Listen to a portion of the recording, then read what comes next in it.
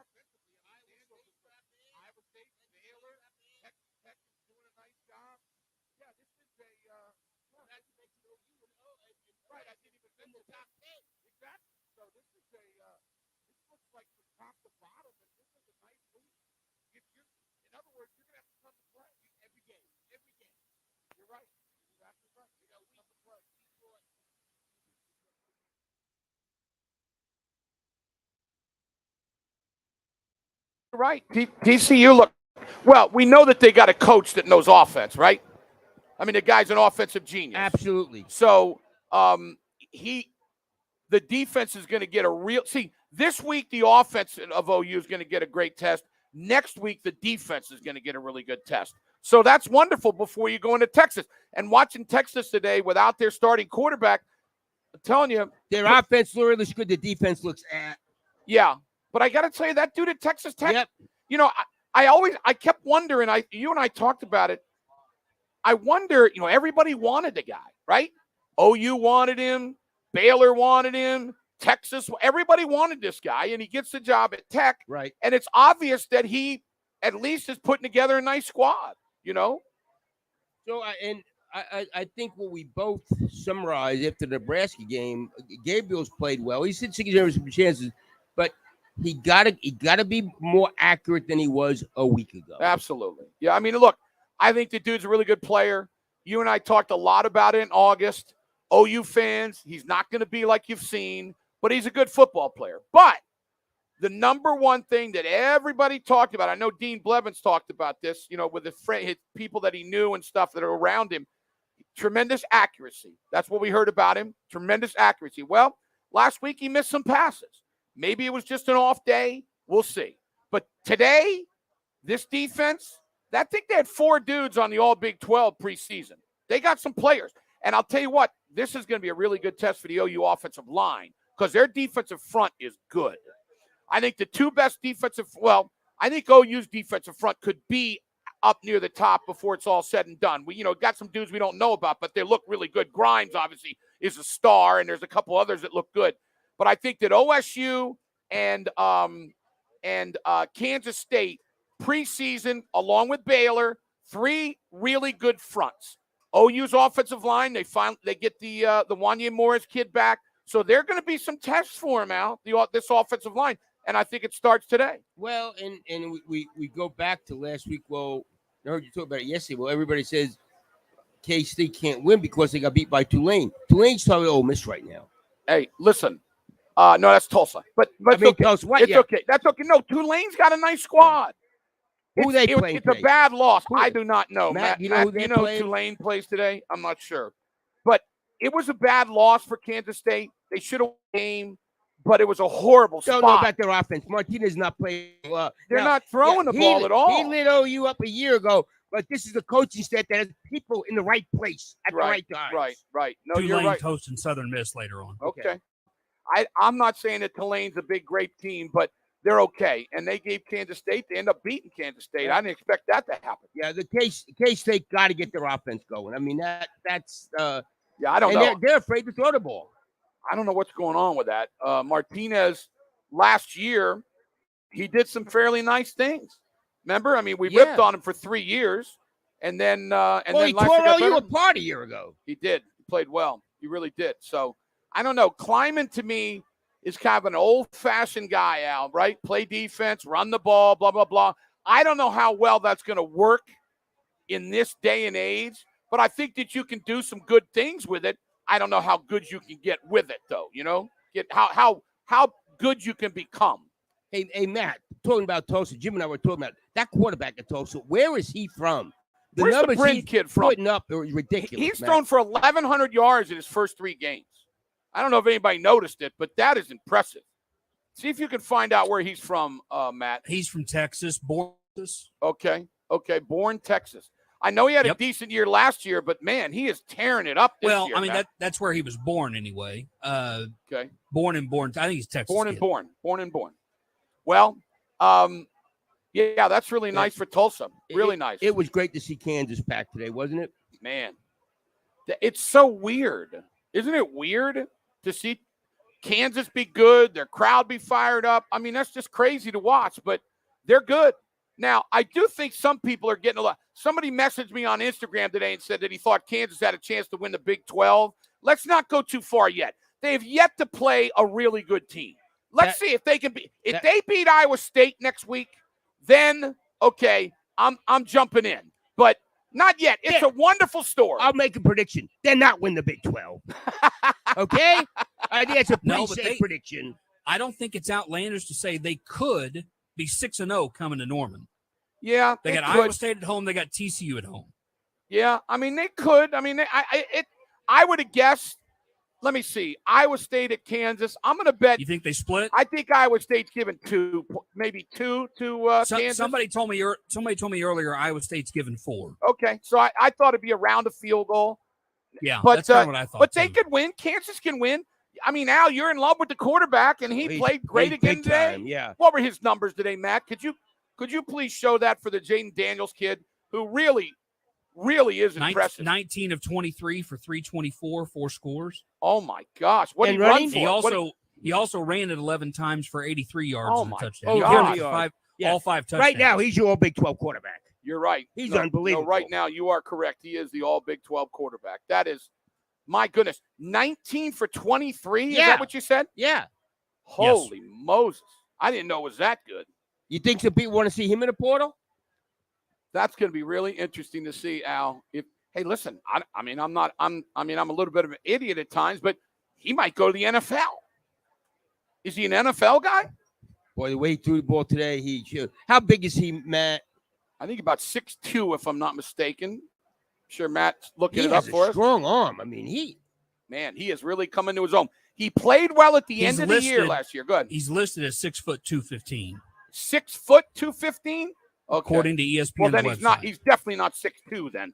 Right. They're not going because to list if anything, they're going to stretch it. But if I'm you got some Kansas State fans out here.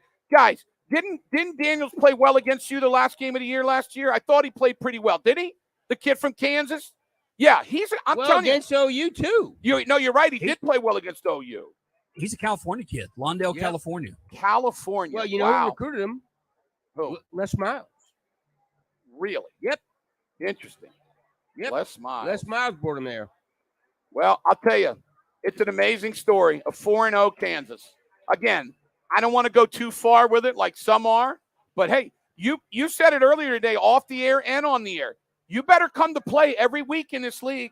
There is not a walkover game in this league. No, there's none. Not. If you don't come to play, you're going to lose to somebody. We talked about the SEC when OU goes in there, how other than Vanderbilt and South Carolina, but this year, this league, there's none. Very rarely is this league top to bottom real good. Oh, never like this. No. And I think when Kansas was good under Mangino, wasn't there a team that stunk it up in that year or two? I could swear. How good was Iowa State then, Matt? Well, Baylor Baylor. Yeah, well, that's a good one. Yeah, Baylor was bad. Yeah, there were a couple teams that weren't good, but I don't know, man. Who do you want to play? Now, Tech is nothing great, but they're at least hanging. Right. Yeah, this is going to be and you brought up TCU. TCU, my gosh, they're scoring points. They got a squad. There's no doubt. So this is going to be it's going to be a fun Big 12 year, and I'm excited it's finally starting. I don't know about you, but I'm really excited about it starting. Absolutely. Get ready to dud games. Yep. Countdown to kickoff, Bud Light Game Time, live from historic Campus Corner in Norman. We are in the RV General Store Sports Animal Mobile Studios, driven by Eskridge Lexus. By the way, we got some great cars over here from Lexus. And we've got Jamil Holloway over there signing some autographs. They got a brand new, all new Lexus NX with an available 14-inch touchscreen and the most advanced standard active safety system in a Lexus. So you know what, Al? You need a safety system? I need a lot of things, Jim. Yeah, I do too. I agree with you. All right, we got a lot coming up. We'll talk to you, Jamil Holloway, and a lot of other people right here on the leader in sports, The Animal.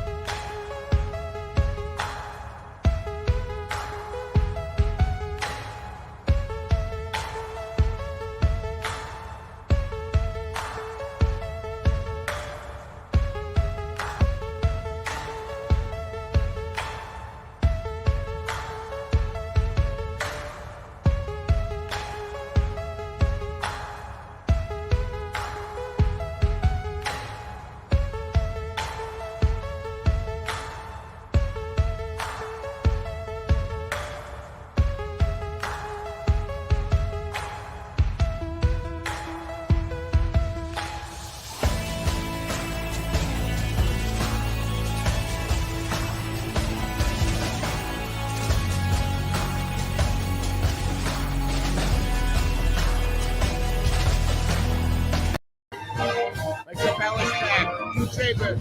Jamil Holloway joined us, Oklahoma, Kansas State at 7 o'clock today. And Jamil, you come back here a bunch, don't you? I try to, Al. What better university to come back to and root for the doggone Sooners? I hear you. Sooners. Where you living? I'm living in McAllister right now, and it's different, but it's McAllister. That's all I can say.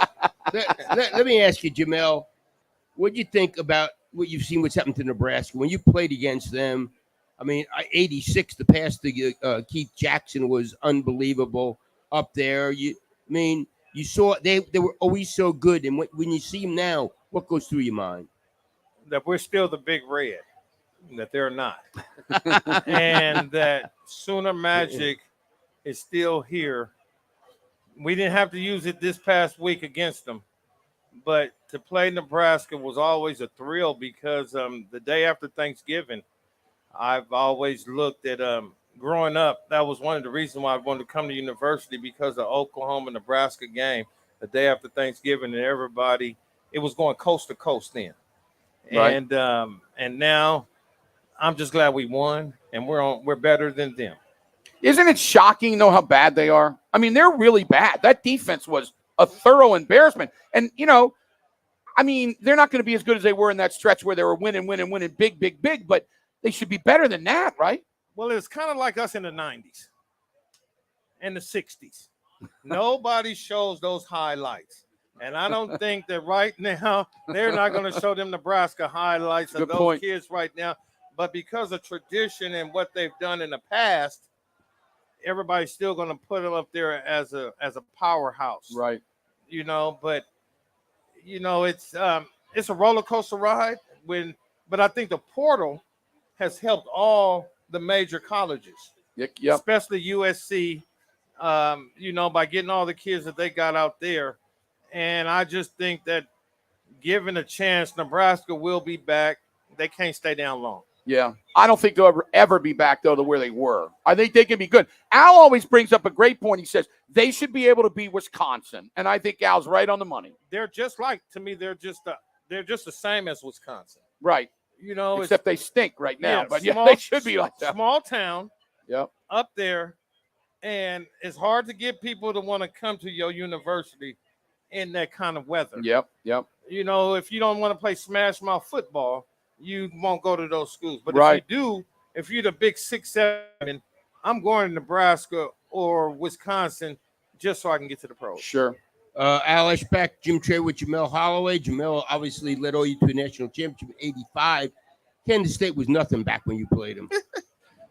I'm not gonna say they were nothing. They were. I did. Okay, you did. Okay, it's true. They wasn't that good.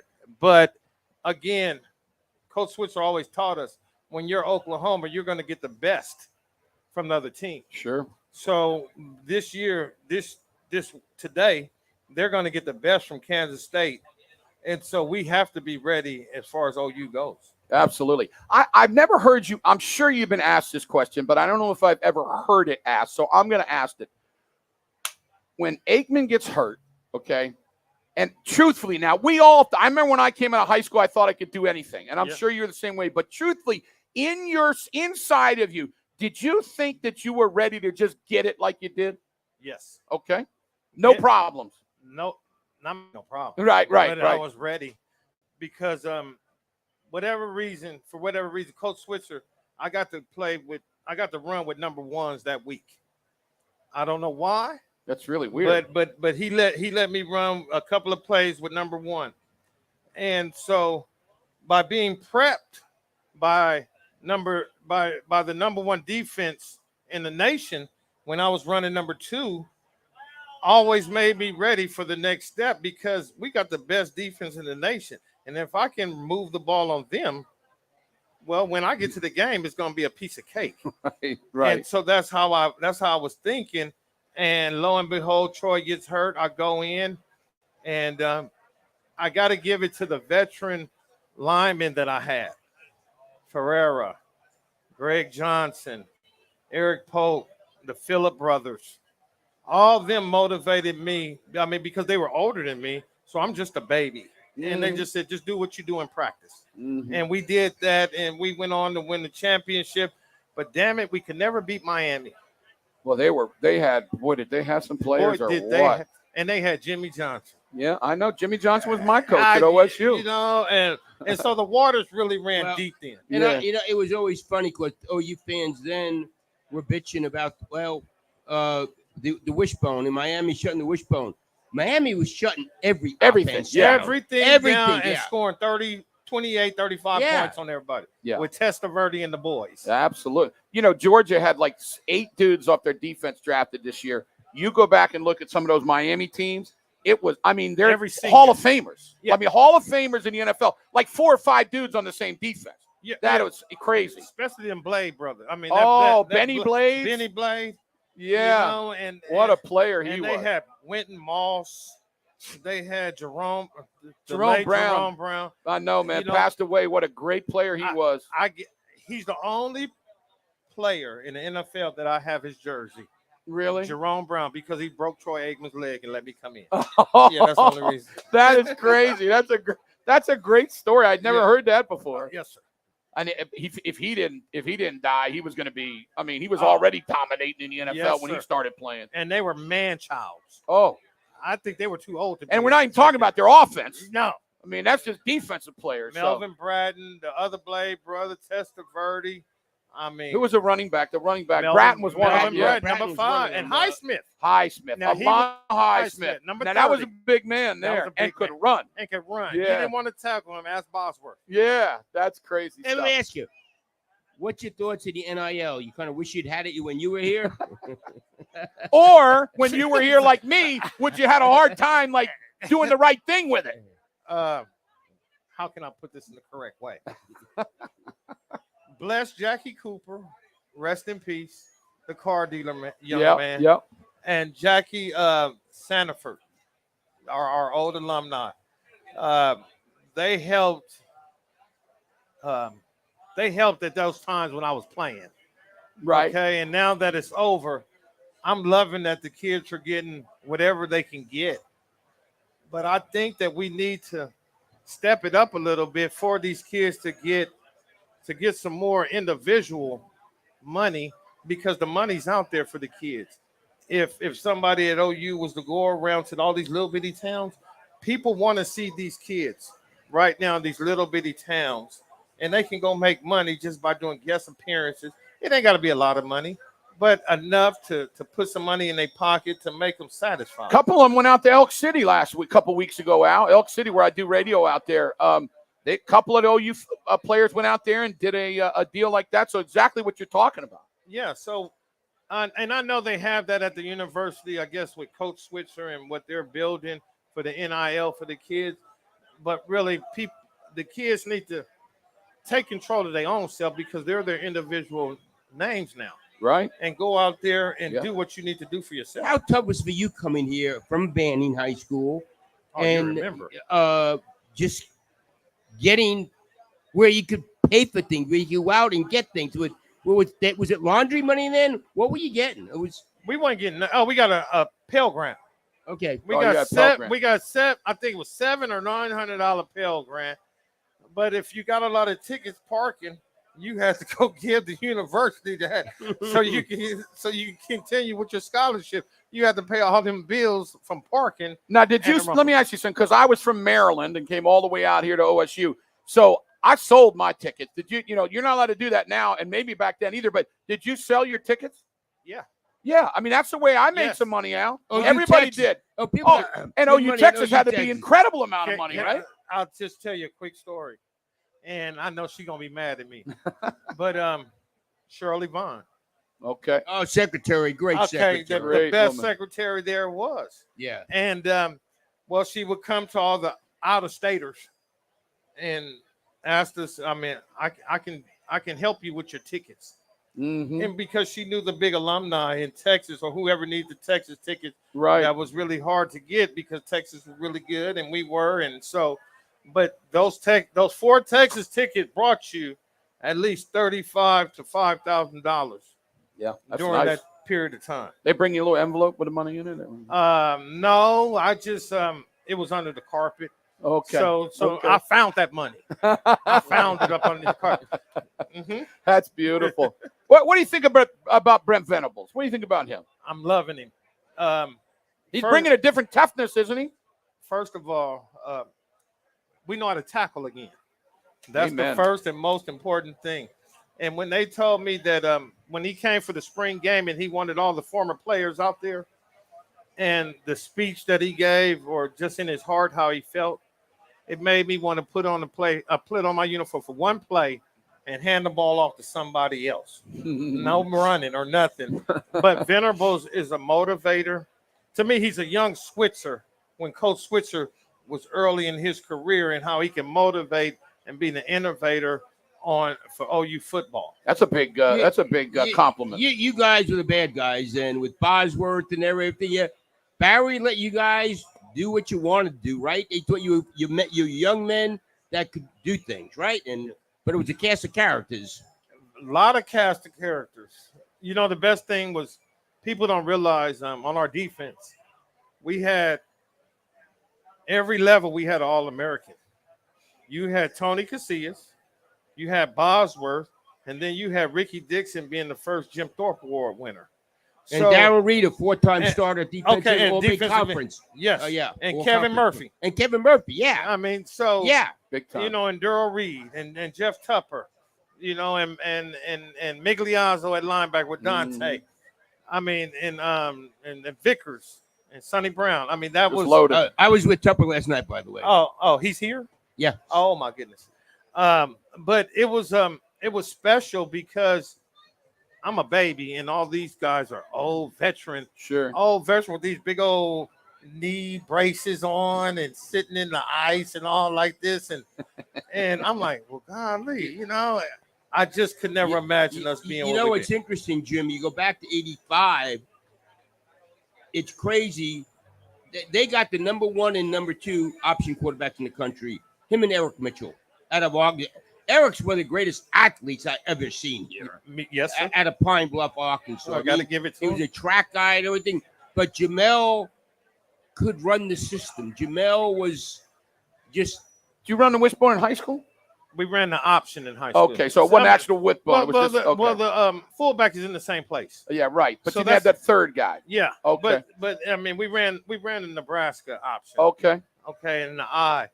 But to have Lydell and Leon Perry and Earl Johnson, people don't realize Earl Johnson went from tailback to fullback with his speed, and he would hit that hole and go. And I mean, we really had some amazing athletes. Did you ever think Spencer was going to become a TV star?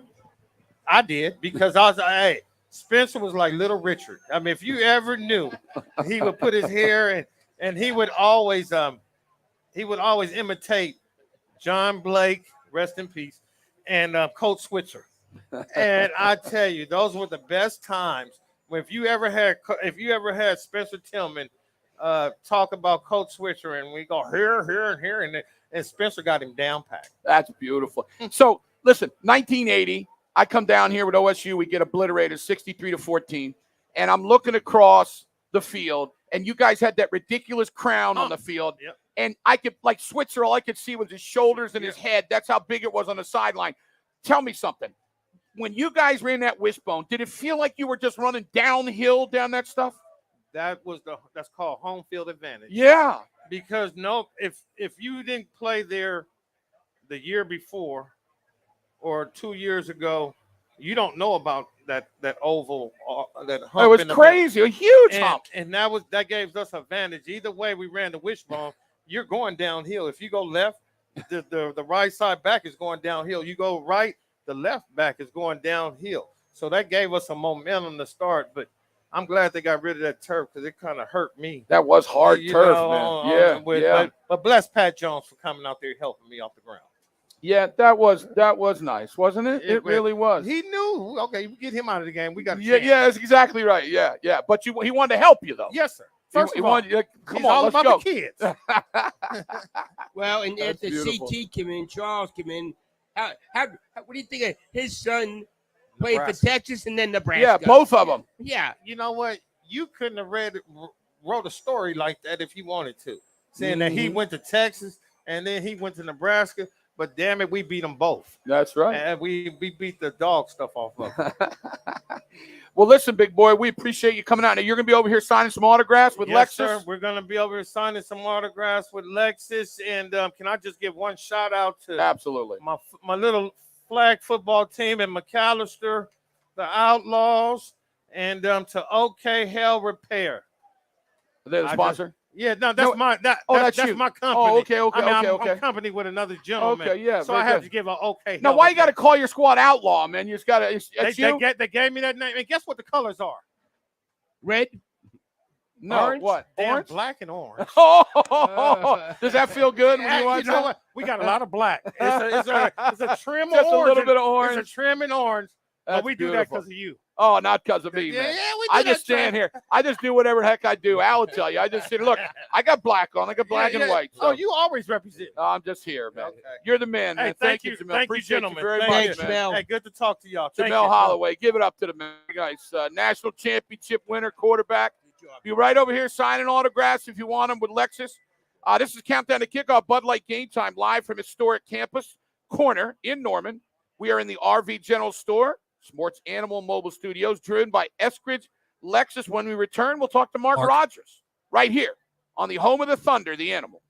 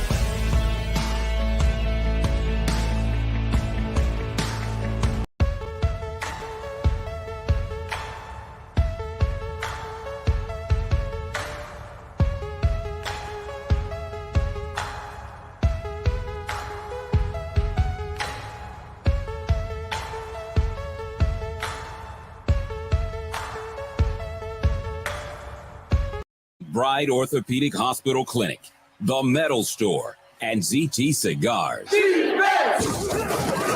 It's time for Weapons of the Game. Sponsored by Travis Watkins, tax resolution and accounting firm. IRS problems? Okay, Weapons of the Game. I'll let you know when I have Mark. Here you go. $33.99. We're back. Highlights by Jim Traber, Oklahoma, going against Kansas State at 7 o'clock. We're in a historic campus corner. Jamil Holloway right next door at Eschbach Lexus on autographs. I'm going to go weapon of the game. Marvin Mims. I mean, you and I, Lincoln Riley did a lot of things that we were curious about. Puzzling. One was not getting Marvin Mims the ball. I agree. I mean, he's the best player on the team. We've been talking about it all year. I think that, like we said, this is going to be the best defense they've faced all year, by far, I believe. And so what do you want to do when you play a good defense? You want to give it to your best players, right? And Marvin Mims is the best player on the field. And they're letting him return punts. I know. A weapon there. Yep. They've already returned twice as many punts for yardage than they did last year. Yeah. So they're just being a lot more aggressive. I like it. He's a guy you got to get somehow, what do we say, at least 10 touches a game? I'm throwing it to him. If it's not double digits, I'm not happy. I'm not saying double-digit catches. I'm trying to get him the ball at least 10 times a game. Yeah. He's just he'd become a star. By the way, it's the last time you're going to see him. You're not coming back next year. No, you're not. You got that right. Yeah, I mean, you're not going to watch him anymore after this season, so hopefully you can watch him a lot. Be a first-round draft pick. Absolutely, he's going to be a first-round draft pick. So, but it will be interesting to see what they do the run game. Also, is there any correlation, Jim, that OU's defense has improved so much and Clemson's defense has really digressed? Yeah, absolutely. And by the way, don't forget they lost their offensive coordinator too at Clemson. Although they're a lot better offensively now. Well, Uli Lagula, whatever. Yeah, he's gotten better. He played really well today. But But I don't know how good the guy is. What I do know is your original statement is right on the money. It is not a coincidence that OU's defense is better and Clemson's defense is worse. Not a coincidence.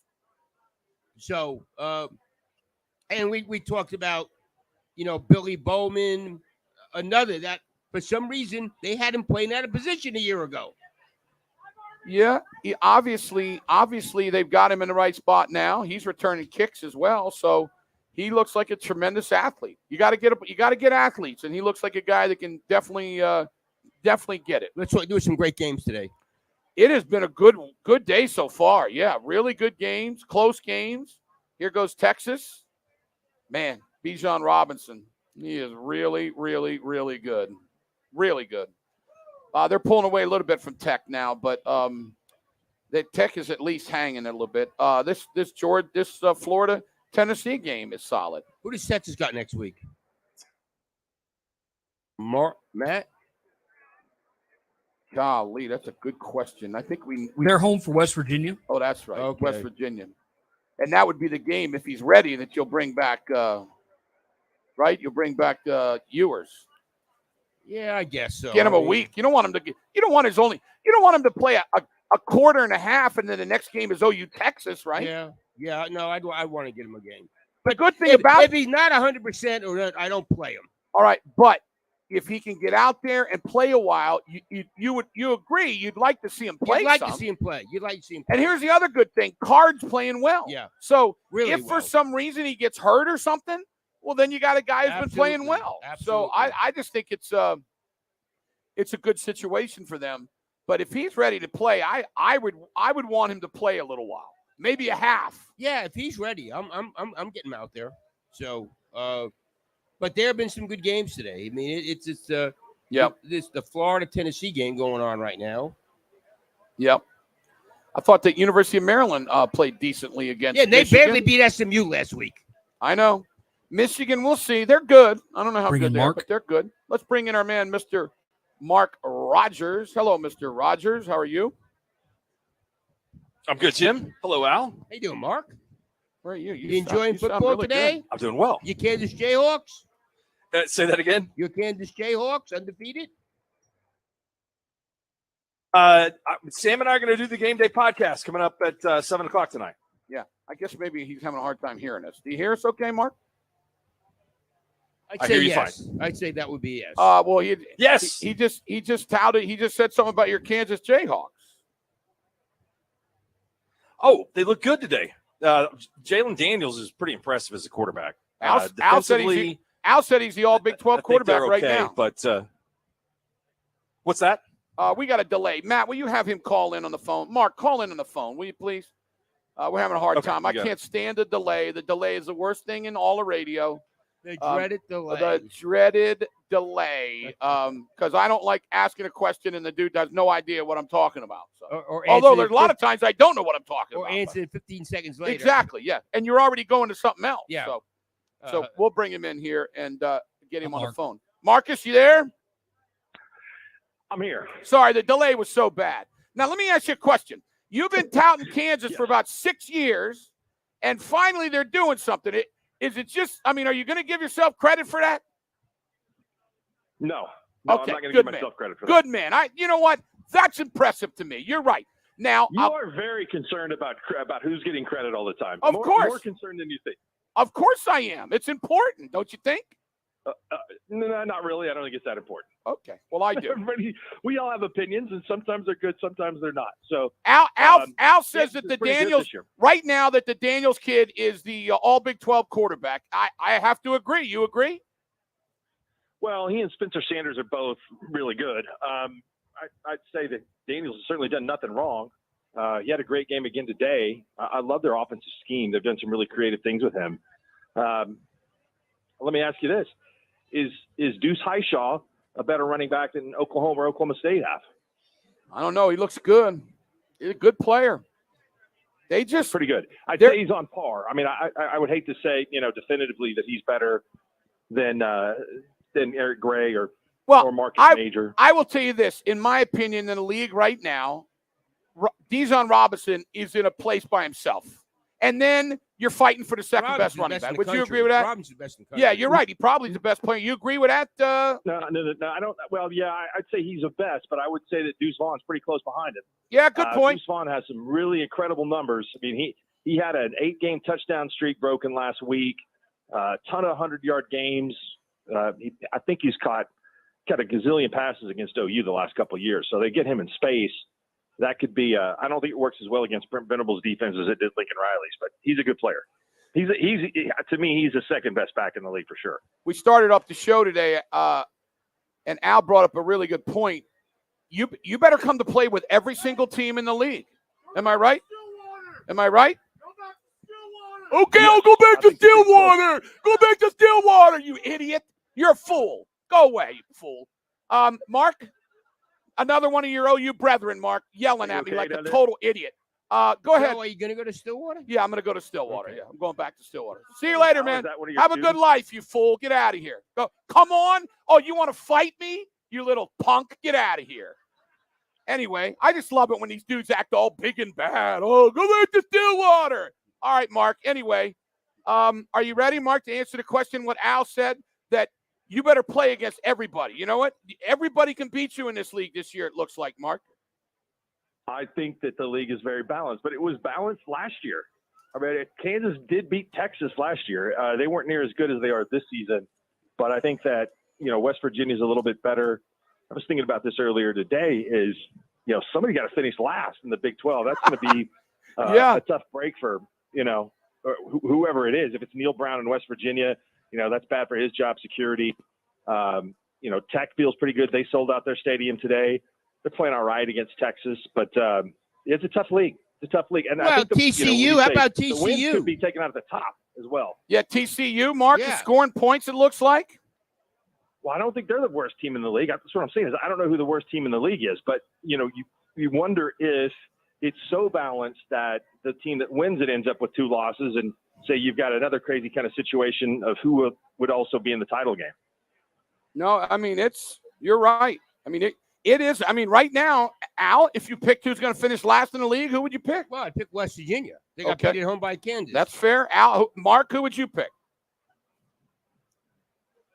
To finish last? Yeah, to finish last. In the league? Yep. You're the one that brought it up. Come on, answer the question. Tech. Tech, really interesting. Okay. I kind of lean towards Al with West Virginia, although I will tell you this. Your defense better be ready because the Daniels kid can throw it. You know, he can really throw the ball. Really can. Yeah, no, I think so. I think their defense is okay. It's not a bad defense. I don't think there's going to be just one team in the basement. There'll probably be a tie with a couple teams that have 2 or 3 wins. What about, Mark, other teams in the country? Just give us a little, as the band comes rolling by, why don't you give us a little bit of a synopsis of what you thought earlier today in some of these games? Well, great game between Clemson and Wake Forest. And, Wake Forest just not enough defense to stop Clemson. So I thought that was a really good game. I thought KU, again, they gave up a lot of yards, but I thought that was a pretty decent performance. I was disappointed. I thought Iowa State kind of lost discipline and had some bad penalties in the first half, but that's a really, really good win for Baylor to go on the road. It's a different Baylor team than it was a year ago because they can throw the football much better than they did before. It's kind of shocking that Miami is way behind to Middle Tennessee State. So I think that was a kind of an interesting result. Can either Mark, can you – go ahead, I'm sorry, Maryland. All they wanted, and Kent State played Georgia.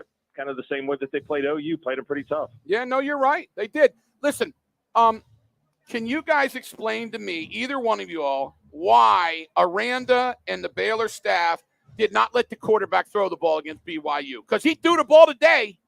I don't know. Can you Al, you got any answer? I have no idea. It's because he's a defensive-minded guy. That could be right. Mark, what do you think? Yeah, maybe so. I think maybe he learned something. I think he prefers to run the ball. He's a pretty conservative coach. And look, I say this all the time. There's a lot of teams that go out there and they try to establish the passing game before they establish the run, and ends up biting them. So I don't have a problem trying to set up the run with the pass. Their tight end Doyle is back today. He didn't play last week, so that's I think a guy that's pretty good for them. I'll tell you what else. I did watch a little bit of Auburn and Missouri today. Oh. Missouri had one of the worst losses you could ever see. Oh, I agree. Oh, Mark, I watched the end of that game. Oh, my gosh. The kicker misses a 26-yard. Yeah. Go ahead. You got a chance to punch that in. Missed the field goal, and then also just a terrible fumble on the goal line. And then they jump off sides when the guy misses a field goal for Auburn. Yeah. That was bad. That was bad. In Missouri, I think that Eli Drinkwitz just hadn't really won over the fan base there. It's a pretty tough loss for him today for sure. Well, it would have been a terrible loss for Auburn. I got to tell you, if the Auburn would have lost, I wouldn't have been surprised if tomorrow or Monday they fired a guy. I mean, well, they're going to fire him at some point because they're not a good football team. I don't think Missouri's a great football team either, but I don't know how many wins Auburn's going to have left on their schedule with that. I tell you what would be fun. I've seen some reports that Auburn may try to hire Deion Sanders. How about him in that league with Saban, and he'll say stuff, man. Yeah, that would be interesting. And he's going to he'll bring his son with him. You're right. By the way, Texas Tech is giving Texas all they can handle right now. Yeah, Texas Tech. He will be able to recruit. Yeah, you're right. He will definitely be able to recruit. Texas this has been a weird game. This has been a weird game. Texas, to me, is just kind of trying to – they're really playing conservative and just kind of trying, I think, to let the clock out here. This game's going to pick up. There's going to be a lot more points scored here in the next 15, 16 minutes of this game. Well, Tech just scored, so if they kick the extra point, they're going to be down 7 points, 31-24. I don't know about the I think it's going to have a good finish. I think Texas is better, but I think that this game is like I said, I think Texas is going to have to not try to win this game by 7. Well, their defense isn't playing very well. Tech has had problems all year moving the ball. Yeah. They don't run it really well, just like they get Bijan in space, and he's also good enough just to make plays. But, yeah, no, that's what I'm saying. They've been a little conservative, and it's just handed the ball off for trying to give Hudson Card time is not working real well for them. Well, so, and Tech is thrown for 213 yards. This guy hadn't thrown the ball against anybody. Yeah, Texas's defense is not playing very well today. There's no doubt about that.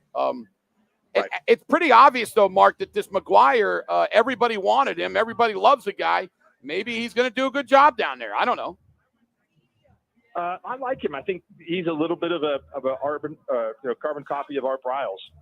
Is a guy that's just was a high school coach and is a good recruiter, and he knows everybody in the state of Texas. And that's a great hire for Texas Tech. You know, unlike hiring Tommy Tuberville, who knew everybody in Alabama. Doesn't help you at Tech. What do you think about? I think he's a perfect fit. What do you think about Arkansas A&M later today, Mark? Yeah, I like A&M. I think that the move to Max Johnson was a good move for them.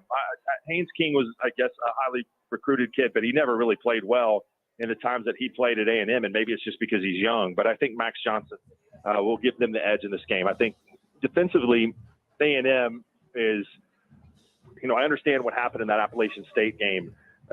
Just kind of got lulled to sleep, but I don't think that Arkansas will be that patient in the game, and I think A&M will win. Any other games tonight you look at? Oh, I think Oregon State and yeah, 1 million points in that one. I like Oregon State. That line just keeps dropping and dropping and dropping and dropping. So did it drop from 13 to 6, Mark? Is that correct? No, I don't think so. I think that must have been a preseason line. It's 5.5 now. I don't know what it was to open, but it didn't drop that much. I got it. I think 7.5, maybe the highest that it was. I picked it yesterday in my picks, and I got 6.5. So. How bad is the ACC? Miami getting kicked, North Carolina getting kicked. Yeah, and you know, North Carolina losing to Notre Dame, that's not really an upset, I don't think. Yeah, but they're getting killed. The ACC. Yeah. Right. No, I've never thought that North Carolina was very good. I think the teams in the ACC that are the best, obviously, would be Clemson, Florida State. Yeah, we'll see if they can give Clemson a game this year, but the league hasn't been very good in a while. Wake Forest may not be bad. That quarterback can really play. They're not any good defensively. But I don't think they can stop people defensively. No, it can't stop anybody, but they'll score. All right, Mark, let's get to this game. Oklahoma, Kansas State. How big an old boy was that guy that was yelling at you earlier? He was a pretty big boy. He was a pretty big dude. Yeah, he was pretty big. Yeah, okay. He was pretty big. Yeah, he walked away like a little girl, but he's a big guy. Okay, OU. Kansas State, by far the best defense that they'll face. I don't know what Kansas State's doing on offense. I mean, Martinez has thrown for like 300 yards in 3 games. So what are your thoughts? Well, why? I mean, that's the question, I think, is why is he only thrown for 300 yards in 3 games? Is he afraid to throw the ball down the field? Is the coaching staff afraid that he'll make mistakes? At wide receiver, Malik Knowles is a pretty good guy. But other than that, if you look at the experience that they've got at that position, it's not a ton. Kurt Warner's son did catch a touchdown pass for him last week. But I just think that it's one of these deals where, for some reason, they're not going to throw the ball. They're going to be pretty conservative. The way that K-State's game planned OU in the last couple of years, it's not going to be as effective against the Venables defense as it was against Lincoln's defense. So I think this is a low-scoring game. I think OU, to me, has a much – the K-State defense is pretty good. I think OU is going to be versatile enough to be able to put up some points. But K-State, to win the game, I think they're going to need some turnovers, and they're really good at that.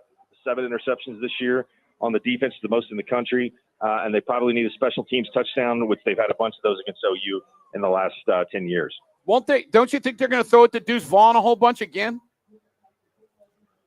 Yeah, I think they might. But again, I think the reason that teams threw screens to backs and wide receivers against OU so often in the past is because they couldn't tackle.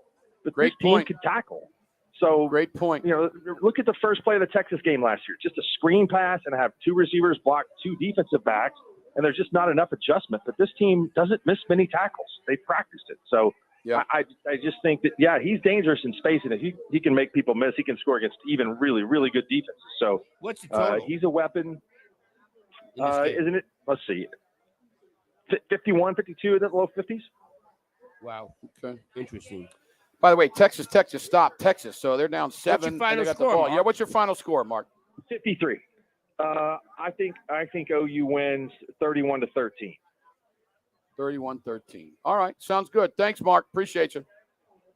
All right. Hey, be safe out there. All right, Mark Rogers. You hear him every day on our station at 9 o'clock. That's wrong. 12 o'clock, 11 o'clock, something. He's on the air, I promise. Countdown to kickoff, Bud Light Game Time, brought to you by the 2022 Lexus NX. Welcome to the next level. Experience amazing at Eskridge Lexus of Oklahoma City. We are in our beautiful mobile studios, brought to you by RV General Store. When we get back, we'll talk to Ryan Aber from the Oklahoman. right here on the leader in sports, The Animal.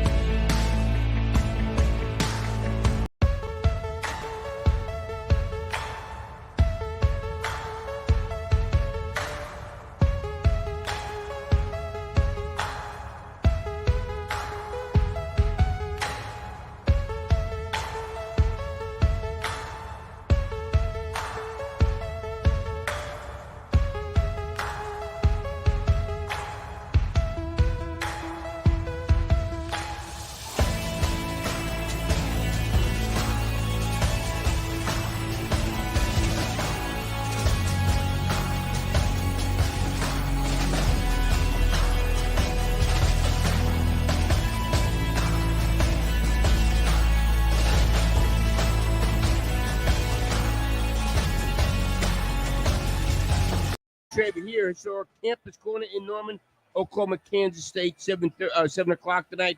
Join us. Ryan Aber does a great job of covering OU for the Oklahoman. And Ryan, we talked about this is a pretty good test of the Oklahoma offense tonight. Kansas State pretty good defensively. You agree?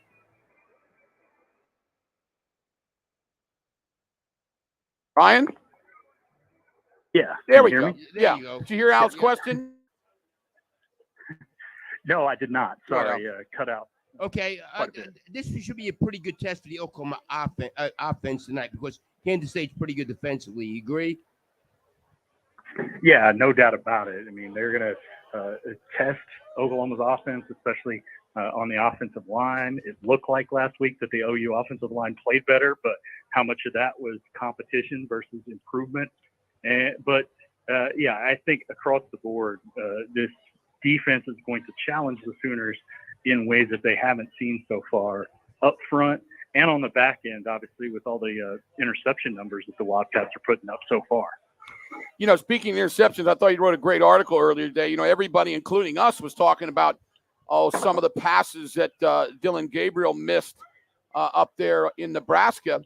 But you brought up a great point. He hadn't thrown an interception through 3 games, and that's really important to make sure you take care of the ball, you know? Yeah, no doubt about it. And it's not just that he hasn't thrown any interceptions. It's that he really hasn't thrown even the bad balls that he was throwing last week, which were a little bit uncharacteristic. Looking at the first couple of weeks, weren't in places that were going to get picked off and really wind up hurting the Sooners. So if he can keep doing that, as long as their defense keeps playing the way it is and they're able to run the football, you know, they're going to be able to win a lot of games. They don't need him to be Baker Mayfield. They don't need him to be Kyler Murray and just be, you know, flashy all over the place. They just need him to be solid. And he's done that to this point, no doubt. Well, isn't it interesting as you as Tech is trying to score a touchdown and tie this game up, that how mystifying it was. A lot of mystifying thing about last year of how they didn't get the ball to Marvin Mims last year. This guy's a star. Yeah, it really is stunning how he sort of got ignored in some ways until the very end of the season when we finally started realizing, oh yeah, this guy can play a little bit. And so they've got to continue to keep getting him the ball. I thought it was big last week that they spread the ball out and got Theo Weiss and Jalil Farouk involved, not just because what those two guys can do, but how much pressure that can take off Mims and attention it can take off him to try to open things up for him in other areas. So, I think it's important that they keep trying to make sure that Marvin Mims is involved, because right now, in my mind, it's pretty clear he's their best offensive player. They really have been real lucky with injuries too, huh, Ryan, so far? Yeah, they really have. I mean, you know, lost R. Mason Thomas last week, didn't play at that game. It doesn't sound like it's, you know, something that's going to be just really major and keep him out a long time. But even in that spot, it's one that they're decently protected depth-wise. And really outside of that, haven't had many guys miss time at all. So I know they're knocking on wood down there to keep that up. But so far, so good when it comes to the health of this team. And we have some lunatic out there. My goodness. Yeah, you're trash, pal. Little punk. Go ahead. I'm sorry, Al. He just keeps wanting to yell like a little baby. Go ahead. We talked about it earlier, Ryan. The Big 12 from top to bottom is really tough. Texas Tech giving Texas all they want right now. It just, you got to win close games, because most every game is going to be a close game, it looks like, in the league. Yeah, I mean, heck, you look at that game that you talk about. Look, obviously, what Kansas is doing. You look at, TCU had a solid win today. Didn't know a whole lot about them. I don't know that we still do, but, West Virginia, obviously, that was a big win for them. You know, how do you rank the bottom half of this league right now? If you're Ryan, the order, it's listen, really Ryan, difficult. To we were talking. Who's the worst team in the league? So, we were talking, Ryan, earlier. Who are you picking for last place? Be a fun Big 12 schedule. Who are you picking for last place right now, Ryan? Guess you can't hear me. Ryan, are you there? What's that? I said, who are you picking for last place in the league right now? I don't know. I mean, I probably I probably would say West Virginia, but I don't feel really good about it. Yeah, that's what we said. Based on certainly what they did last night. But, there's 3 or 4 teams you can make an argument. But even those teams, it's not like they're just an awful team and going to get boat raced off the field every week. They're at least competitive. So I think it should be one of the most fun Big 12 seasons that we've seen in a long, long time. Well, and you touched on it before, Jim. Injuries are going to be important for everybody in the league because of You're right. The competitiveness. If somebody's quarterback gets hurt or something, that's going to change a lot of stuff, isn't it, Ryan? Yeah, no doubt about it. I think it also, just with the league being so tight, there's not a whole lot of wiggle room there. So if you lose somebody at a key position, if you lose a quarterback, if you lose, your left tackle, or you lose a running back, that can change the trajectory of your season pretty significantly, even more than it can in most years. So, yeah, it's going to be a large part about who can stay healthy and, keep improving as the year goes on. Talking to Ryan Aber from the Oklahoman, who covers, obviously, the Sooners. If there's a position that is not as good as they'd hoped so far and a position that's better than they thought it would be, what would you go with those two? Oh gosh, it's hard to say one that hasn't been as good as they thought. I think the one to me that there's the most question marks about is the linebacker group, which is based on who they played and how they've been stressed. And I think that group gets tested significantly today with what Kansas State likes to do offensively. I think David Agwebu especially needs to have a really good game for them when it comes to watching out for Adrian Martinez on the ground, when it comes to accounting for Deuce Vaughn. So I'd probably say maybe the linebackers the most question marks there for them. And then on the other side, I would probably say tight ends. The way that Braden Willis has played to this point, not just when he has his hands on the ball, but blocking and things like that. And then Daniel Parker has been a really nice addition for them and lets them do some different things there. So I'd probably go with those two groups. Isn't it interesting? We talked about how Clemson's defense has dropped off significantly and OU's has gotten significantly better. Yeah, it's almost like Brent Venables can coach a little bit, right? Yeah, maybe. And we'll see just how much better this defense is. You can break when you're ready. Like I said, there's still plenty of questions about it. But to this point, certainly it looks like just what you see, even against teams that aren't as good, you see the physicality, you see the being in the right place at the right time thing that really has been missing from this defense over the last few years. And then on Clemson's side, you certainly see what they've lost with Brent Venables. So, like I said, still a lot of questions about how much better this defense is, but there's no doubt they are significantly better, even with a lot of the talent that they lost in the offseason. You got any idea why Kansas State's not throwing the ball at all? Are they afraid with Martinez? What's going on? Yeah, I think Adrian Martinez, just from the people I've talked to up there that are around the team, pretty regularly, they just don't feel really good about the way that he's throwing the football right now. Clearly he can do it. We've seen him do it. He had a pretty solid game last year here against the Sooners. So we'll see if they try to do that. I think they want to. They want to especially get Deuce Vaughn more involved in the passing game. He torched the Sooners last year with I think it was 10 receptions for 113 yards, I think, if I'm not mistaken. So they really want to get him more involved in that passing game, but they've got to be able to have Adrian Martinez get him the ball because he has really struggled to this point. What'd you score today? I picked OU to win 35-17.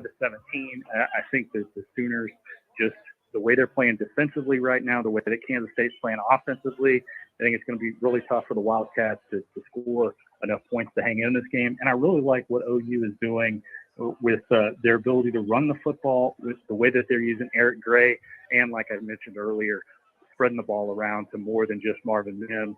I think that offense is going to put up some points today against the Wildcats. And OU wins, not in blowout fashion, but fairly comfortably. All right, Brian, we appreciate it. Thanks a lot. Yeah, thank y'all so much. Have a good one. Yep. By the way, the Texas offense looks a little like the Steelers offense right now. The only time they throw the ball is down the sideline. You noticing that, Al? You're just throwing the ball deep down the sideline. I mean, it's nothing stupid. in the middle of the field or anything. Yeah. Got great receivers. Yeah. I don't know what they're doing. They're gonna mess around and lose this game.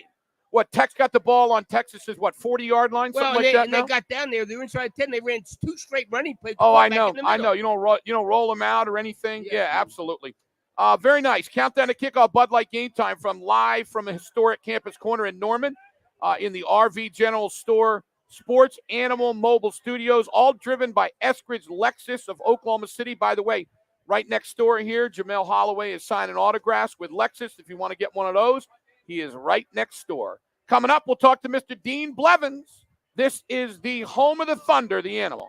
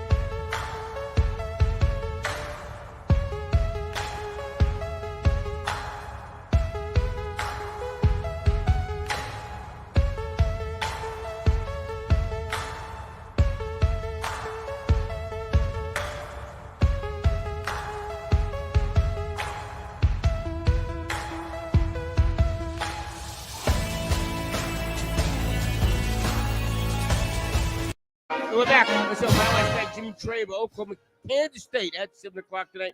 We are here on Historic Campus Corner. We'll be after the game all year long, pre and post game. Let's bring in Dean Blevins. And Dean, your instincts of the day, please. My instincts of the day say that I wish I had a Linda spinach salad before I got over here today to the stadium. But anyone who goes to Vienna Urban knows what I'm talking about around the state of Oklahoma. Fantastic Linda spinach salad since 1976 and 10 and other stuff. So, I'm sorry. So anyway, I've got to give up my TV microphone here, guys. I'm sorry. But anyway, the instinct of the day nationally, Kansas is winning. Georgia didn't just roll, although Georgia did give up the ball 3 times early. But that was kind of good to see that Kent State bounced back against those guys. It looks like Miami is not for real. And Texas is playing reasonably well. And as I said, a few days after that injury to Ewers, I fully expected him to play, and that apparently is exactly what's going to happen when OU plays Texas. You know what, guys? OU and OSU both played a game in the preseason that I think the team was better than we thought. Kent State and Central Michigan. I think both of those teams are pretty good, Al. I really do. That's a great point. It really is, because both of them, I think, are better teams than we thought when they played them, Dean. Yeah. And Oklahoma was able to take care of business. It wasn't perfect, but I come back and say the point spread was right there for Oklahoma. I think they may have covered one and missed one, but they were right on their point spread. So in terms of performing to the level that is expected of them by the smart guys, they've been right there. And then, of course, last week's combination with Nebraska was beyond that. So we don't know for sure on Oklahoma, but the information that we keep getting back is positive. We'll know a lot more after this one. I think that I was going to say the only way that Oklahoma can lose it, but I think that Oklahoma will win the game unless there's like a 2 turnover disadvantage for Oklahoma. I think if they don't give them extra chances, I think Oklahoma defensively will keep them to a number that Oklahoma should be able to handle offensively. Well, it's a good test for the Oklahoma offense tonight. Yeah, the Oklahoma offense is. I think this is going to be the first real test for Dylan Gabriel. I think that Kansas State. You guys know who they go out there. They've got a few players who are all-star caliber, but otherwise they are just blue-collar, smart, physical. Smart and they force turnovers. Heck, how many do they have? Did I hear 7? 7 interceptions. By the way, Texas Tech just scored a touchdown. Dean, they're a extra point away from tying. And they're dominating Texas in the second half. Yeah, in the second half. And I don't know what in the world they're doing offensively with Texas. I said they look like the Steelers. They're running the ball up the middle, and then they're throwing deep passes down the sideline. There's not anything in the middle at all. I don't know what they're gonna mess around and lose this game, Dean. It wouldn't surprise me. I hadn't seen anything in the second half, but going deep to Worthy's not a bad option, but he got a little bit mixed earlier. They are certainly a run-first team, and you'd be crazy not to be with your better throwing quarterback not playing and with the guys they have in the backfield. Yeah. Hey, Dean, Al brought up a great point earlier today. There's not a team in this league that you better not play because everybody in this league, I think, can beat everybody else. I think OU is the best team in the league, don't get me wrong. But West Virginia's got a really good offense with Daniels. Obviously, Kansas, the Daniels there. Al thinks he's the all-Big 12 quarterback right now, and I can't disagree. TCU can score points. Tech is playing with Texas. Obviously, Kansas, great story. I mean, Dean, there's some balance in this league this year. Well, you're exactly right. And the last 2 coming across the line there, and you have a favorable opinion, you just mentioned West Virginia looked like a really good football team the other night. So they are legit, as you said, and Texas Tech is the one that you kind of hang out and wonder exactly who they are, but they're doing enough now to tell you. So there's no one can argue with what you just said. Well, I think we got a little bit too excited about Texas defense to Alabama because it's the same old Texas defense. They've given up 31 points now, over 400 yards. Yeah, and You haven't watched the second half, Dean, but Al said it. Texas Tech has dominated Texas in the second half. They really have. They gave it up on the 1 yard line, Dean. They went for it on 4th and 1 and didn't score. So they've tied it and still was on the 1 yard line and didn't score. Wow. That will be interesting. I've thought a few times, I've wondered a few times what the records of OU and Texas will be when they meet, thinking that there might be a loss each, but it certainly looks a lot more likely from Texas right now than Oklahoma. Yeah. Well, it's the Big 12 is really, really, really difficult right now. It's who would you say is the worst team in the league? We've been talking about that. Who's the worst, Dean? Well, I mean, you would have to look at one of those two teams we just mentioned, and I don't consider either of them bad or worse. Or, right. So I don't know, guys. I don't want to line up and play Kansas. I mean, they're a legitimate football team. Yes, they line are. up in the right places. The guys, they are outstanding at execution on both sides of the ball, and they got a quarterback who can do it. So I don't know. I might lean to West Virginia, but that says a lot about the league if that's your weakest one. Hey, what do you want to see from Dillon Gabriel today? Well, I think it's a big test for him now because I think he's going to – Kleiman's a smart coach, and he knows that Oklahoma has not turned the ball over, and he knows that with his offense, he's going to have some help. I think they are looking to produce points in the special teams area, which in the past I would say that a team like them would have an advantage, but I don't see that now. But I think he knows that his defense has to pressure Dillon Gabriel to pull the upset. So I think it'll be a great opportunity for Gabriel to do some things. He was off on a good number of throws the other day. It'd be good to see him, improve in that area. But in terms of his overall execution outside of that, he's been near flawless. You think Kansas State's going to blitz? Oh. That just gets a break here. I think, let me just say this real quick, Al, and ask you on that. But, Jim, I think that it depends on I believe the number one key in this game is Oklahoma, once again, as I said last week, being able to be balanced. That offensive line, if the offensive line can control the line of scrimmage, OU is going to score more points than Kansas State can possibly score. So I think that'll be the big thing. What happened with Texas? They pass interference on Tech. Would have been 4th down. Tech would have got the ball back. So now they got that Card through. Yeah, Card is not throwing the ball very well right now. He looked pretty good in the first half, but he's not doing very much. Well, a good test for the offensive line today too, which played better last week. Oh, very much so. Right?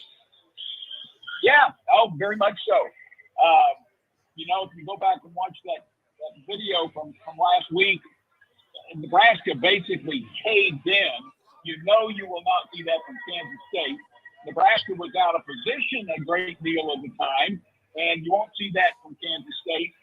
From an athletic standpoint, I got to think that the talent for those two teams is about even, but the coaching edge and the intestinal fortitude of this Kansas State team is just the opposite of what we saw from Nebraska and dreadful teams like that can't figure it out.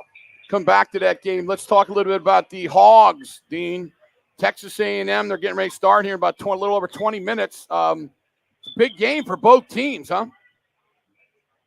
Oh, it is. God, I'd give anything for the Razorbacks to be able to get a W out of this one, and they certainly can.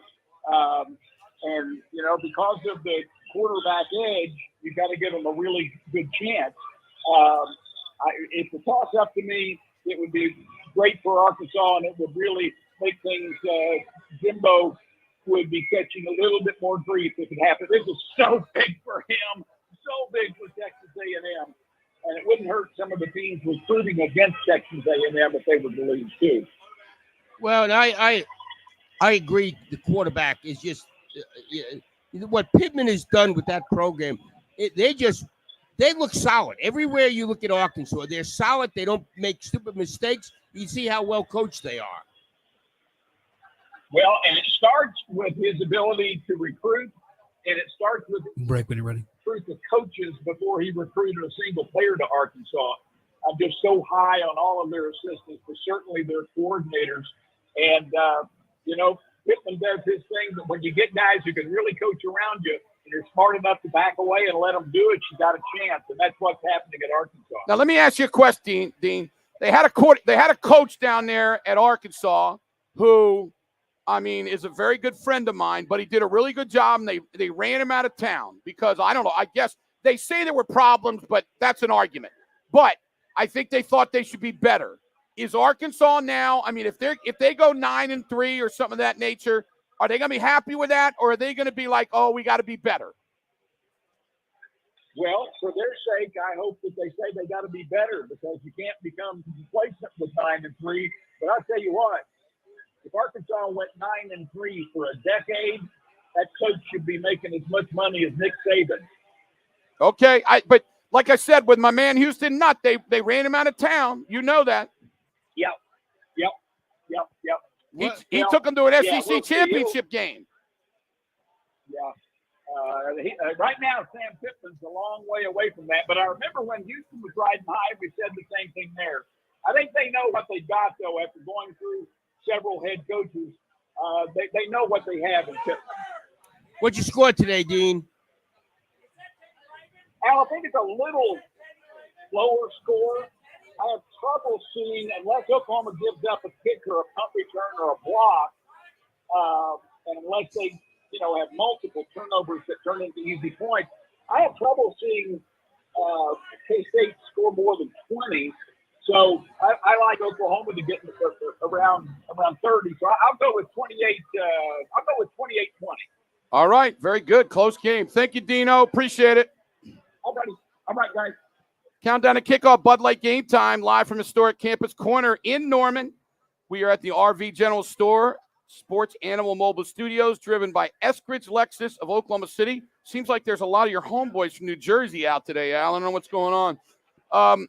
Some of the OU fans from Jersey are getting happy. He called you pal. No, he didn't call me pal, trust me. By the way, countdown to kickoff and football feedback also available to watch on the Sports Animals Facebook, YouTube pages, and the Sports Animal app. And by the way, I'm looking at it, and I'm got to tell you, Al, you look pretty sharp today. Don't let anybody tell you differently, okay? Okay, I won't. By the way, coming up, the man who's wearing a jacket, he's lucky that there's some shade today. He is Mr. Barry Trammell, right here on the Leader in Sports, The Animal.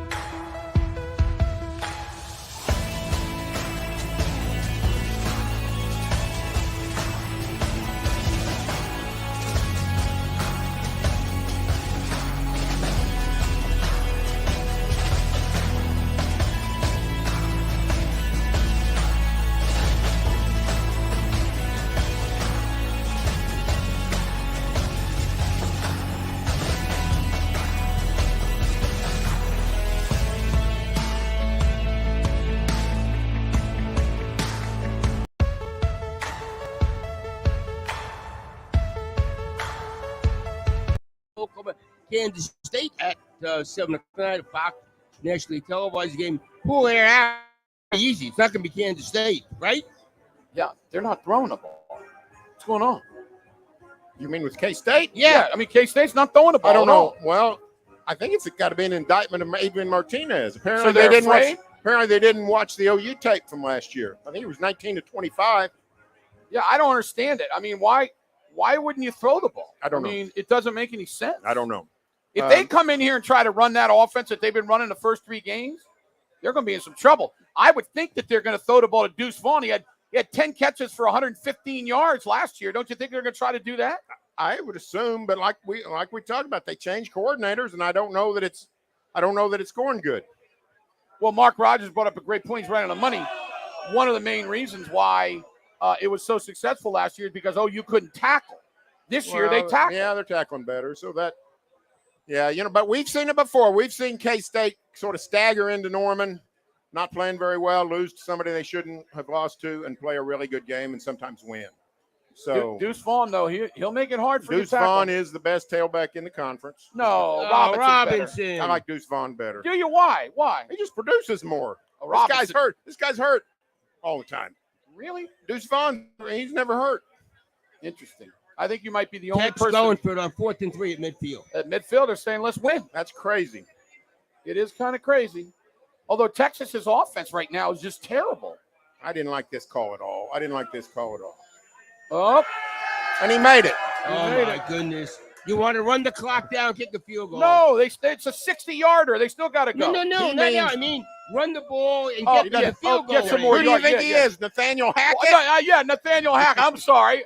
When Al said that, I was like, Al's a 60-yarder. Well, they run the ball right up the middle there. No. Oh, well. Score on the last play of the game. Like West Virginia, not West Virginia, like Missouri did today. Yeah. Oh, my gosh. Was that the most embarrassing I've got something to thing? say. Go right ahead. We'd love to hear it. I hear a lot of people talk about, even Barry Switzer says it. In the SEC, it's Texas every week in terms of intensity and all that. Guess what? It's not Texas every week. You got Godzilla and you got King Kong, and after that, you got a bunch of football teams. Right. And some of them don't tackle, like Tennessee, who's going to beat Florida, and you got a bunch of teams that don't have the heck know what they're doing, like Missouri and Auburn. That was embarrassing. That game was That was horrible. terrible. That was terrible. 2 teams that are just terrible.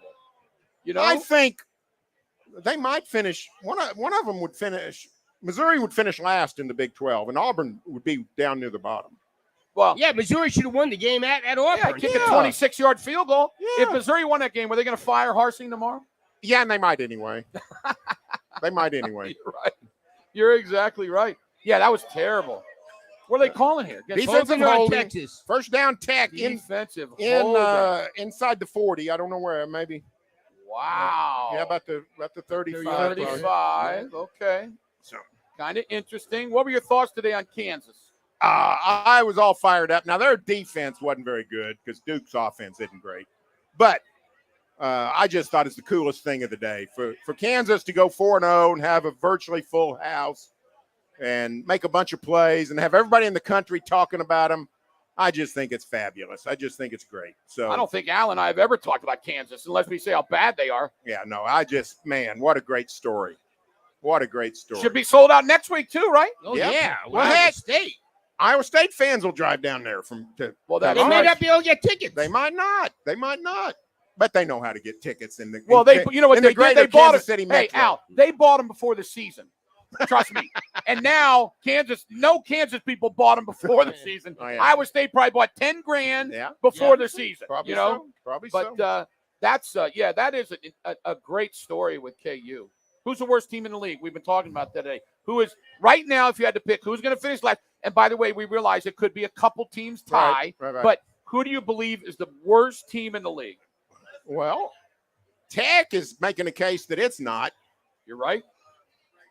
Everybody's won at West Virginia. Everybody's making a case that they're not. You know, you might say TCU. They looks like their offense is pretty good. They are. It does. But here's my point. Here's your point extended. Did you know we could have 10 bowl eligible teams in the Big 12? All 10 could be a bowl eligible. Wow, that was because here's the crazy. deal. If you went 2-1 in your conference, you need to go 4-5. in the conference. If you went 3-0 non-conference, you just have to go 3-6. See anybody going 1-8?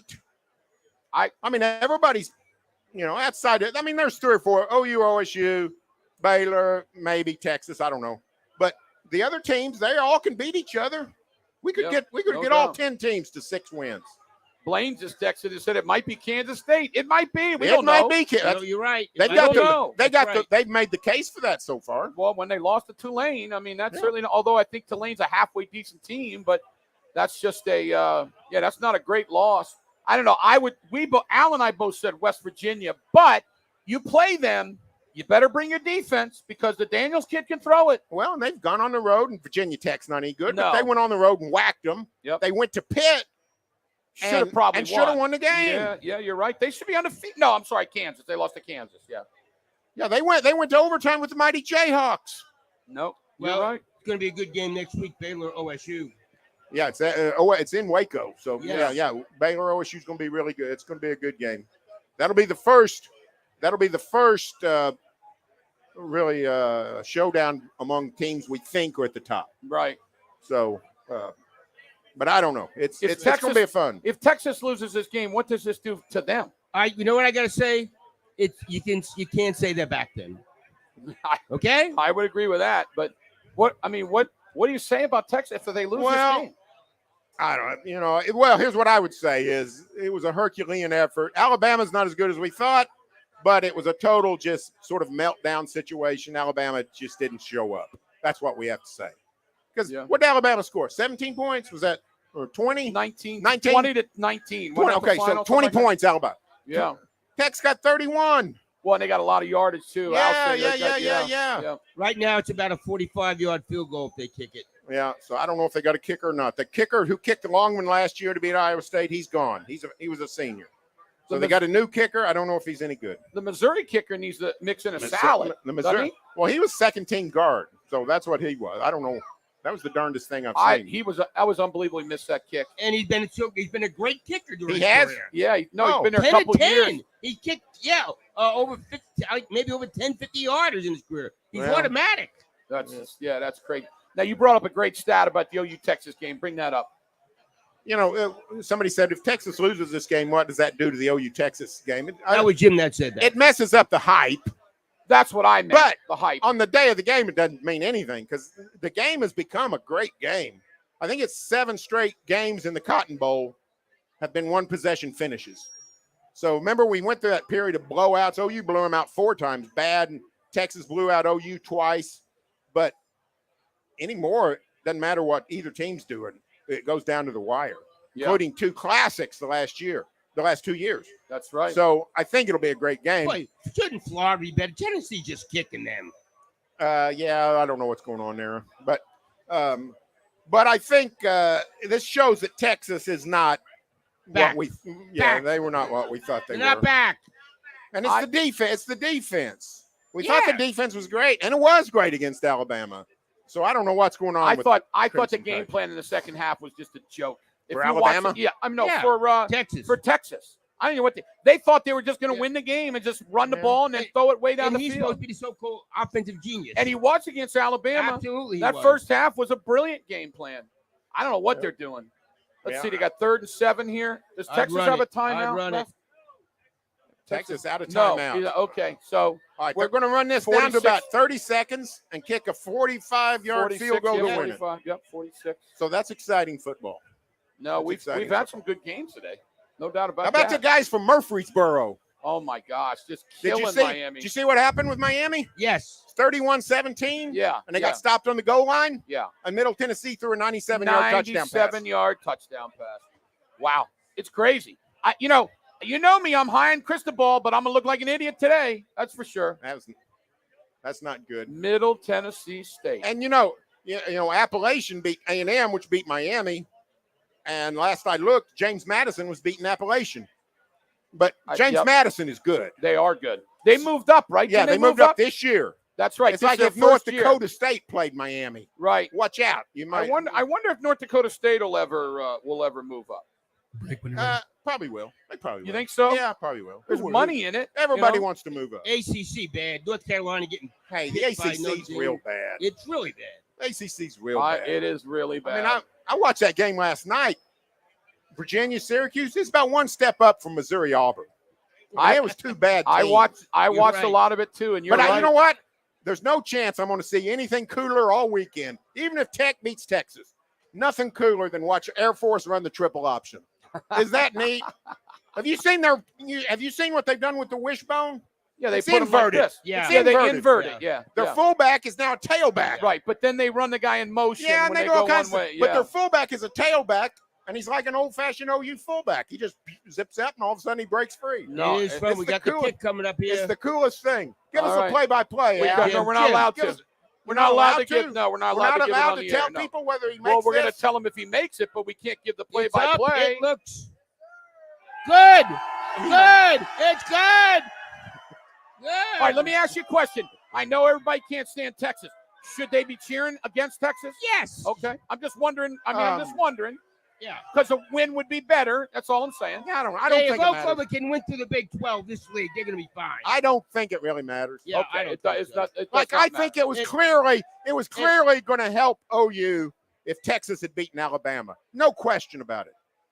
But Texas Tech doesn't really matter. You got to recruit against them. You're trying to get in the playoffs. Yeah. You need two losses on Alabama. One's not going to do it. Well, I'll tell you. And Texas almost did one of them for you. This is a bad loss for them. Oh, I'll horrific. tell you what makes it even worse. What if Ewers could have played? Well, I'm just saying. What if he could have played? Well, they're still not tackling the quarterback. No, they had 31 points. Can he play linebacker? But I'm saying in the second half, though, they were terrible offensively. Yeah, I don't know what's I going think on that there. what they have 24. They had 24 at halftime. Yeah, 24 at halftime. so I'm just saying. I just think it's interesting. I know if I'm Ewers, I'm really mad. Well, what if he can't play, though? Well, if he can't play, then it's stupid. If it's a messed up clavicle, that'd be really quick to come back from that. No, you're right. That's only 2 weeks. No, you're right. So, I got 21 seconds left. 21 seconds for a miracle. Well, who you like Arkansas A&M? I think I like I picked A&M, but now that I'm watching Miami, I think I'll take Arkansas. So you're picking both sides, and then you win. No, I don't way. take credit for any of my picks, so it doesn't matter. I do when I win. Yeah, I was thinking of you when I said that. Thank you very much. That's awful nice. You know what? This is the second time in a row I did not smoke a cigar with you. From now on, done. I'm smoking a cigar every time you're down here now. Every time. Are you doing it? You're going to go back to the cigar because I didn't acknowledge your sacrifice? No, because you took a little shot at me right there. Oh, okay. You did. You took a shot at me Did you tell him thank you for not smoking a cigar? No, he won't say that. He was actually smoking it when I sat down. And I got rid of it. You did, and I appreciate it. Okay. Yeah, you totally appreciate But it. this is the last time. It's the because last you time. took a shot at me. It's I'm the doing last something time. nice for I you. didn't say anything. I just said you talk talk about a your shot. picks. No, you took a Does shot. he talk about his picks? You Al? took a shot. Does he talk about his picks? No, he didn't take a shot. I say my bad ones too, right? I say the bad ones too. All right, who are you picking today? What are you gonna tell me? What you think's gonna happen today? I think the string of K-State playing them close is going to end. All right, I think OU's going to tackle Kansas State. You know, if you tackle Kansas State quarterback, you beat Kansas State pretty easy. That goes back 25 years. That goes back to the Chad May days. So I think they'll tackle old Martinez, and I'm picked 30-10. I'll stay with it. 30-10. 30-10. 12 seconds left in this game. All right, Tram. Thanks a lot. Appreciate you. See you guys. See you, Eric Barry. Trammell from the Oklahoma, and we appreciate him very much. Time for Countdown to Kickoff, Bud Light Game Time, live from historic Campus Corner in Norman. We are in the RV General Store, Sports Animal Mobile Studios, driven by Eskridge Lexus of Oklahoma City. When we get back, we will talk to Mr. Craig Humphreys. Oh, did he keep his leg in bounds? They're going to have a chance to kick a field goal. We could have overtime. Well, they still got one more play before kicking. But they don't have a timeout. They better be careful. Better throw about a 5-yard. Right now, it's going to be about 55 yards. Anyway, we'll let you know. We'll let you know when we get back. No, they don't have kicker. They don't have Dicker the kicker anymore. No, they got somebody else. Stay with us on the Leader in Sports, The Animal.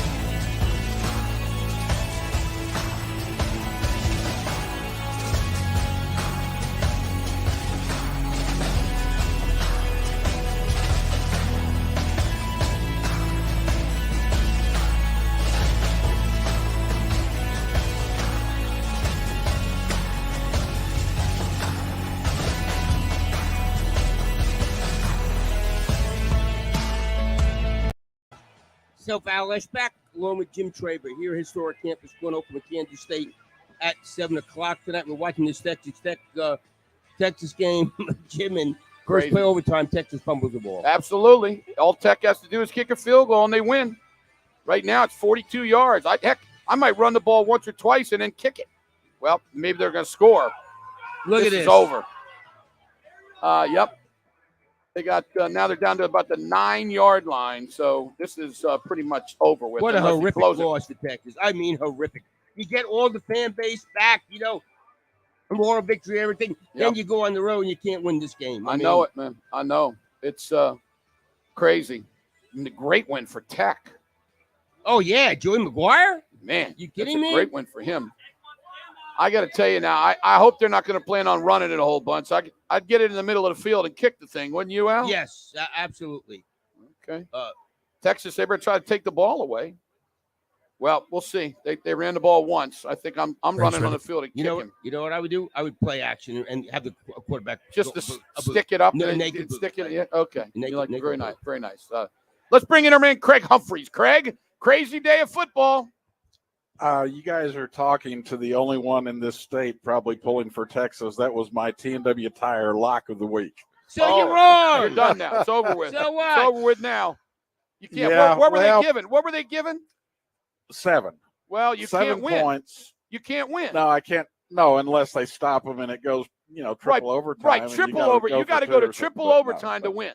No, actually, I'd have to have a block kick. Mathematically, you could win because in the second overtime, yeah, but Tech. Remember though, Tech gets the ball. Would get the ball though. Yeah. Yeah, hey, so listen, you can't win. Texas, you can't win. Hey, they had their chance to put. Listen, they don't deserve to win this game. They had a 10-point lead, and remember when Tech goes for it right out of the gate in the second half? Yeah, on the 50, at their own 40-yard line. Oh, 40. They got the ball at the 40 and 4-down territory with a 10-point lead. Just go in 4-down territory. Why is Texas Tech, Craig? Why is Texas Tech still running plays? I don't understand this.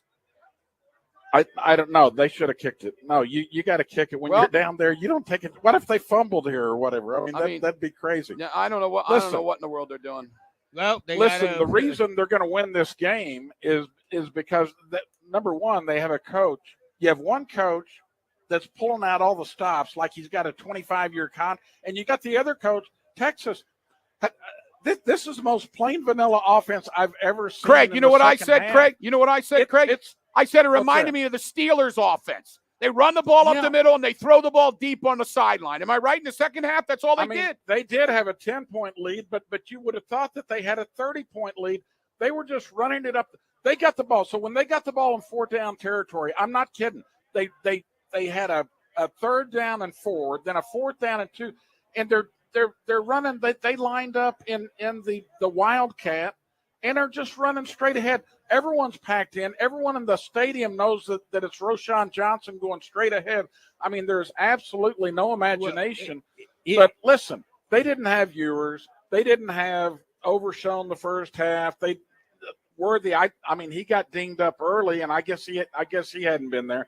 But seriously, it's like they are playing scared to death in the second half of this game, so they don't deserve. You realize Tech went for it 8 times on 4th down in this game? Well, because they know they're the underdog. That's what you're supposed to do. I love that. Here's the thing.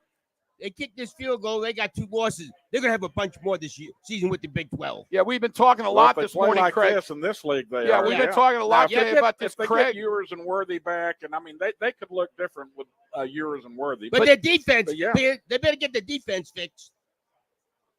Yeah, no, you're right. Hey, this Donovan Smith, the one time, I mean, you guys remember right at the end of the game where they went for it on another 4th down play, and Texas had him surrounded like 12 yards behind the line of scrimmage, and he looks up and fires a pass to a guy on a crossing pattern for the 1st down right at the end of the game. No, Donovan Smith, what's he thrown for? 331. Yeah. He played a heck of a game. Game's over. Really field goal good. The Texas Tech fans are charging the field. I'm sure they're going to get fined, but whatever. We've been talking a lot today, Craig. You better come to play every game in the Big 12. I mean, there's nobody in this league that's bad this year. How about Kansas? How about what they did today? I mean, 4-0 and By the way, Tech 479 yards. Their defense stinks. It was right, bad Al. today.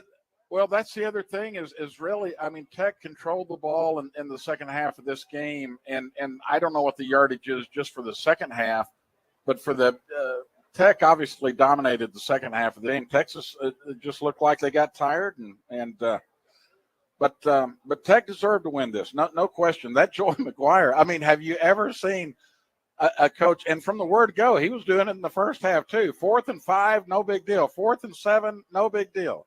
He's going for it. Tech threw 56 times. Well, that's a bad loss. No matter how you look at it, it's a bad loss for Texas. Bad loss for Texas. And horrible. I mean, horrible. Yeah, I mean, because, and also when you look at the history of this series, that they've just been dominating and just really run ruling Texas Tech in recent years in Lubbock. I mean, it's not like that's been a dangerous place to play for Texas. I mean, they scored 70 points, 63 points the last couple of games that they were there. Tech only has 4 wins in that series since 1999 against Texas, so that's why this is such a big deal. Well, it is, yeah. And OU got to finish their regular season in Lubbock. Right? Could be a big game. Absolutely. Yeah, really big game. By the way, that's the first win that Tech has had over a top 25 team since 2008. Wow. That is crazy. This Joey McGuire, I tell you what, they say that he was a high school legend. I mean, all the high school coaches, state of Texas, they love the guy. So, I mean, you'd think he'd be able to recruit, huh? Well, let me tell you, the seat got a little bit harder for Sarkisian after his performance last year. And Jim is so right today. All they were doing was run the ball and throwing sideline passes in the second half. This dude's supposed to be an offensive genius, Craig. I mean, what was that? No, there was no. I mean, how about like faking a handoff left, a bootleg back to the right? You never saw anything like that. And this Hudson card, he is so. Did you see the first half when he tried to throw deep down the left sideline in the end zone? The tight end, there was no one within 15 yards of the tight end at about the 10-yard line. He could have walked into the end zone. This guy is brutal. Well, I think they say they're probably they wanted yours to get one start before OU, so I guess that's next week. Yeah. So Al made a great statement earlier today. He said right now Jalen Daniels from Kansas is the all Big 12 quarterback. Are you in on that, Craig? Oh, I'm totally in. 407 yards and 5 touchdowns today. Yeah, that's impressive. That's old-time numbers. Season high, they had 528 yards today. They've scored 27 touchdowns this year. They only had 32 all of last year. And today he completed 82.6% of his passes. That's the highest there since Todd Reesing back in 2008. The guy's a heck of a – plus he can kill you with his legs too. 19 for 23, Al, today. Yeah, and like I said, Craig just said, he's right. He can avoid being sacked, and then he can make things happen positively. And they run him. He ran it for 80-some yards. It's like some of these quarterbacks that can run, they don't run them. Craig, it's kind of shocking to me at times. But they ran him a lot early today, and then he just threw him to death after that. Like you said, you got to establish that threat of the run, and they did that. What do you guys think the point spread in Waco next week's going to be? I'd say Baylor giving 3, be my guess. Yeah. I'd probably guess that too. With OSU, Craig, what are your thoughts on that? Yeah, Baylor. Yeah, I would say Baylor's. It's a great win. Great win to go to Iowa State. That was a very good. I mean, Iowa State was favored in that game by what, 2.5, something 2.5, like that, right? Yep. No, that's a good win. I think people maybe overreacted to the BYU game, but remember, guys, even against BYU, Baylor could run the ball and they could stop the run even that night. The reason they lost that one because Shapen couldn't hit some wide open receivers. Well, and then they stopped letting him throw the ball. I mean, in the fourth quarter in the overtime, I thought it was 1945. I mean, I didn't know what was going on. Like with that BYU offense. was running on Baylor. Is my point? Right. Baylor's defense. Baylor's defense is solid. That's a good win. Like I said, they were an underdog to go up there. Yeah, I don't know. I look at that game as a toss-up. I will tell you this Kansas story is a wonderful thing, but I want to see him beat Iowa State next week. That's what I want. That'll show me that this is a really, really solid football team. because they haven't Games played at anybody yet, Kansas, right? Let's face it. Yeah. Now, they did win at West Virginia and at Houston, so those are really nice wins, especially for Kansas. By the way, Arkansas already up on Yeah, A&M. 7-0 on A&M. Who'd you like in this game, Craig? Arkansas A&M. I had a slight lean to Arkansas, but don't ask. Like I said, I had Texas as my lock of the week. So, well, that's okay. We're always wrong. It's not on like games. I'm any expert. So away we go. I did like Tennessee. How's the Tennessee game? It's going? over. They were up 21 or something. Tennessee's up 11 now. Florida has the ball at the 3-yard line, but there's 21 seconds left. So even if they score, they'd have to score, get a 2-point conversion, but and they're going to onside, cover and the kick spread, a field goal. though. Yeah, but I was looks saying like they're going to Tennessee cover would the spread the- unless they would they just cover scored the a 10.5. touchdown. Oh my gosh, So- Florida covered that. You talk about a backdoor Yeah. cover. Wow. Yeah, that's very. Tennessee has really controlled that game. Yes, they have. Yeah. Any other games you're looking Clemson. forward to? Well, I mean, Clemson. earlier Go ahead. today, Yeah, Clemson. Clemson, Wake Forest. I mean, was a heck of a game. 51-45 and 2 overtimes. Hey, if you told me Wake Forest is going to score 45, I'd say that they're going to win the game. That's the shocker to me, is that Clemson couldn't stop them. They had this one cornerback that just kept getting burned the whole game long. His name was Nate Wiggins, and then ironically, he's the one that knocked down the pass at the end of the game.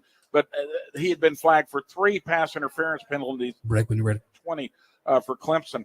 But Clemson has a couple of guys injured in their defensive backfield, and Wake made them pay today. But, guys, I got to say, I was very impressed with Uwe Ungalale. Yeah, Ungalale. Anyway, he threw for 375 and 5 touchdowns today, so I didn't see that as being a shootout where Clemson was going to have to score, 50 to win the game, but that's what they did. Al brought up something earlier days right on the money. Is it a coincidence that OU's defense is a lot better and Clemson's defense isn't near as good? Yeah, because of Brent Venables. Exactly, that's exactly right. There's a lot for Brent Venables.